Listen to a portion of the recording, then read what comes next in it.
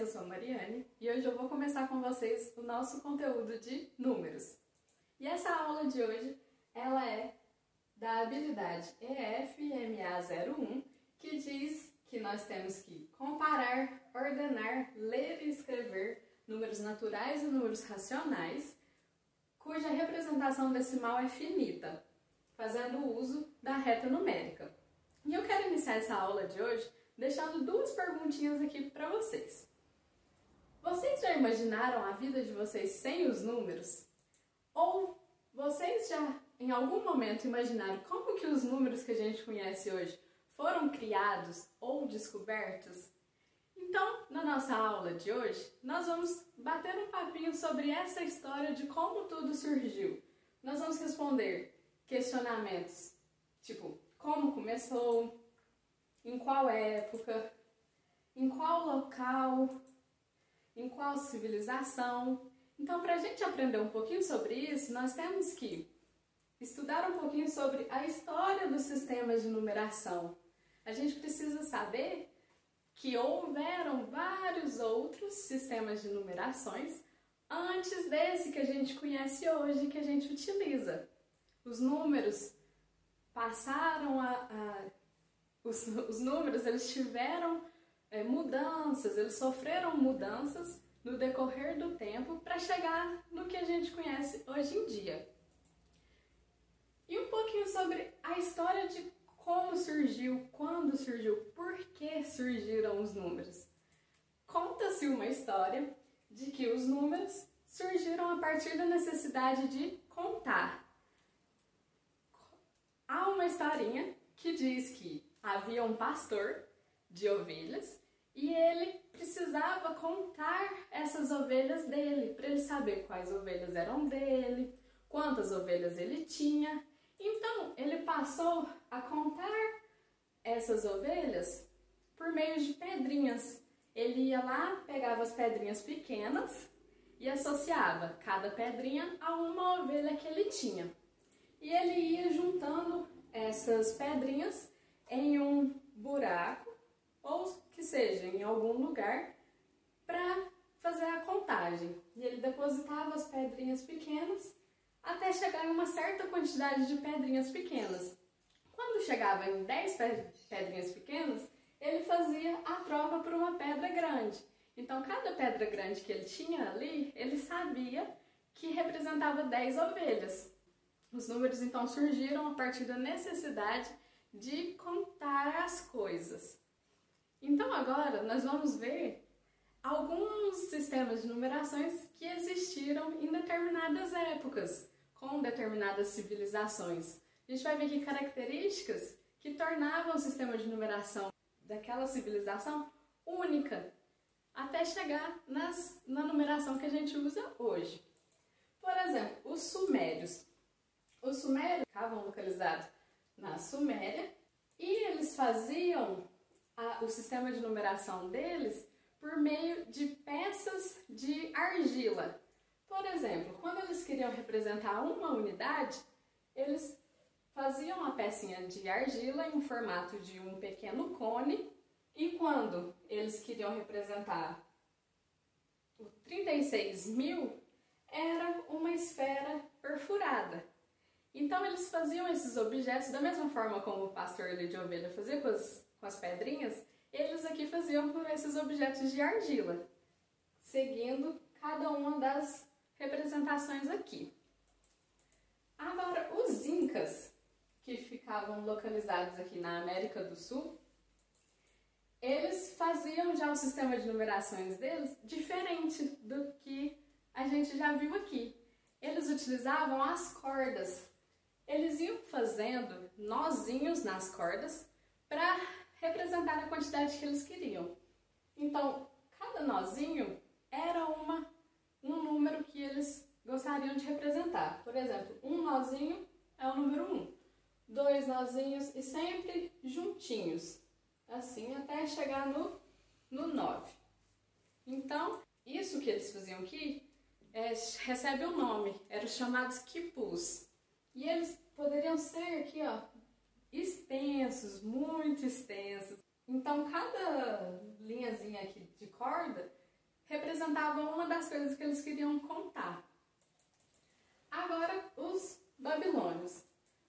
Os babilônios se localizavam aqui, também próximo dos sumérios, aqui na Babilônia, e eles possuíam esse sistema aqui, que era representado por alguns desenhos, como a gente pode ver aqui. E eles eram o único que a gente viu até o momento que possuía um símbolo para representar a subtração. Como a gente viu anteriormente, ninguém ali fazia contas do jeito que os babilônios aqui faziam. Por exemplo, se eu quisesse representar o número 38, eu poderia simplesmente representar dessa maneira que está aqui, ou a gente poderia escrever ele como 40 menos 2. Como ficaria se a gente fosse representar assim? A gente escreveria o 40, seguindo o mesmo padrão aqui, colocaria o símbolo de subtração, então ficaria 40 menos 2. Então assim a gente poderia representar o 38 também. E uma curiosidade dessa época, quando eles iam escrever esses números para deixar registrado, eles faziam esse registro em tábuas de argila e colocavam elas a assar, porque aí ela ficava rígida e o que eles talharam ali na argila ficava fixo, não tinha como mexer. Agora, os egípcios. Os egípcios, localizados aqui ao norte da África, eles possuíam um sistema de numeração interessante, porém muito complicado. Quer ver? Eles utilizavam desenhos para representar a numeração desejada. O número 1 era representado por uma barrinha na vertical. O 10 segue esse formato aqui, que representava o calcanhar. A gente pode ver aqui e achar que é uma ferradura, mas era a representação do calcanhar. O 100, ele era representado por esse espiral que era feito de corda. O 1000 era representado por uma flor de lótus. O 10.000 com um dedo indicador. O 100.000, um sapo. E por fim, um 1 milhão era o faraó, o desenho do faraó com os braços para cima. Agora imagina a dificuldade que era para representar números grandes. Por exemplo, o número 3.244. Se nós fôssemos escrever usando essa representação aqui, ia demandar um dom artístico muito grande, porque é feito de desenhos. Vamos ver como que ficaria a representação do número. Para facilitar, para a gente usar os desenhos, vamos fazer uma decomposição do número 3.244. Então, ele pode ser escrito como 3.000 mais 200 mais 40 mais 4. Então, traduzindo isso para o sistema de numeração dos egípcios, nós teríamos que, para representar o 3.000, utilizar 3 flores de lótus. Para representar o 200, nós utilizaríamos 2 espirais. Para o 40, 4 calcanhares ou ferradura. E por fim, o número 4, 4 bastõezinhos. Então, imagina se fosse um número muito maior que 3.244. Fica completamente inviável utilizar esse sistema de numeração. Por isso que nele não é o que a gente utiliza nos dias atuais. Agora, os romanos. Os romanos eles ficam localizados aqui na Itália e eles possuem um sistema de numerações que a gente utiliza até hoje. Quem nunca se deparou com esses números representados dessa forma? Eu aposto que você, quando leu algum livro, pode até ser o seu livro didático. Ele vem representando os capítulos com os números romanos. E vamos observar aqui. Ele é representado por letras. Então, O número 1, ele é como se fosse o I maiúsculo, então um pauzinho só. O 2, o 3, seguindo a ordem dos pauzinhos. O número 4, a gente já não pode escrever ele com 4 pauzinhos. O que a gente faz? A gente escreve ele utilizando o símbolo do 5 e coloca um pauzinho à esquerda, que significa que é um número a menos. Então, a gente, olhando aqui, a gente sabe que é 5 menos 1. Então, a gente, quanto que é 5 menos 1? 4. Da mesma maneira aqui, o 9. O 9, ele é 10 menos 1. Então, a gente pega o 10, a representação do 10, e coloca um pauzinho à esquerda. Então, assim escrevemos o 9. E agora, se a gente também fosse escrever o número 3.244 na simbologia romana, a gente iria precisar, então, do 3.000, que é os 3 M's, o 200, que é o CC, o 40, que é o 50 menos 10, e por fim, o número 4, que é o 5 menos 1. Então também fica, apesar de utilizarmos ele até hoje, também fica muito complicado de escrever. Agora, nós vemos os números romanos também, nos dias atuais, nos relógios. Tenho certeza que se você perguntar para alguém da sua família, um deles deve ter um relógio que é contado os pontinhos com numeração romana.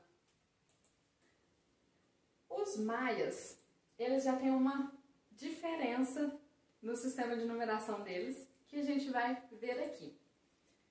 Os maias, então, eles ficavam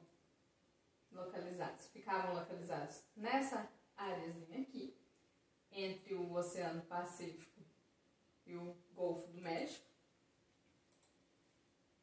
E se a gente parar para observar aqui, eles são os únicos que possuem um sistema de numeração que tem um símbolo para representar o 0. Nas anteriores, nenhum tinha. E como que funciona o sistema de numeração maia? Ele vai de 5 em 5. Então, do 1 até o 4 é representado por bolinhas. Chegou no 5, um tracinho na horizontal. A partir disso, vai repetindo o padrão. Então, o 6 é um pauzinho e uma bolinha, e assim sucessivamente. Chegou no 10, 2 tracinhos na horizontal. Então, eram representados dessa forma. Agora, imagina lá no nosso exemplo do 3.244, para representar dessa forma. Haja barrinha e bolinha para representar esse número. E, por fim, chegamos no sistema que a gente usa nos dias atuais, que é o indo-arábico. O sistema indo-arábico, ele foi feito pelos hindus, e quem compartilhou com o resto da população foram os árabes. Por isso vem no nome as duas populações, os índios e os árabes. E o sistema já não era como a gente conhece hoje. Ele foi passando por modificações ao longo do tempo até chegar nos numerozinhos bonitinhos que nós conhecemos. Então, o povo hindu, em 300 a.C., escreviam desta maneira. Já o mesmo povo, só que agora em 500 depois de Cristo, já deram uma aprimorada e começaram a considerar o 0. Em 900 depois de Cristo, os árabes fizeram as modificações que eles achavam necessários. Então, trocou aqui, né? Fizeram trocas nos números.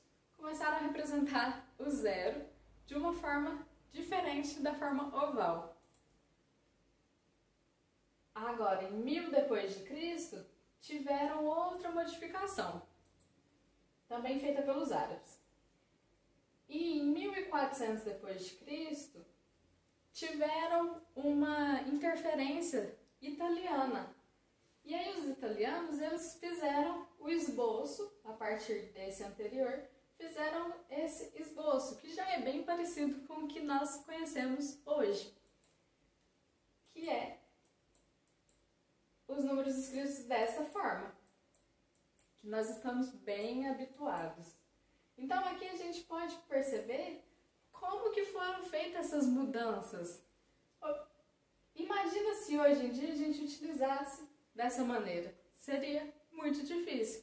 Então, após as modificações, os números ficaram mais usuais, mais entendíveis. Então, se a gente escrever dessa maneira, é muito difícil que alguém não entenda, a não ser que a sua letra seja muito complicada. Então, pessoal, a nossa aula de hoje foi essa. Eu espero que vocês tenham gostado.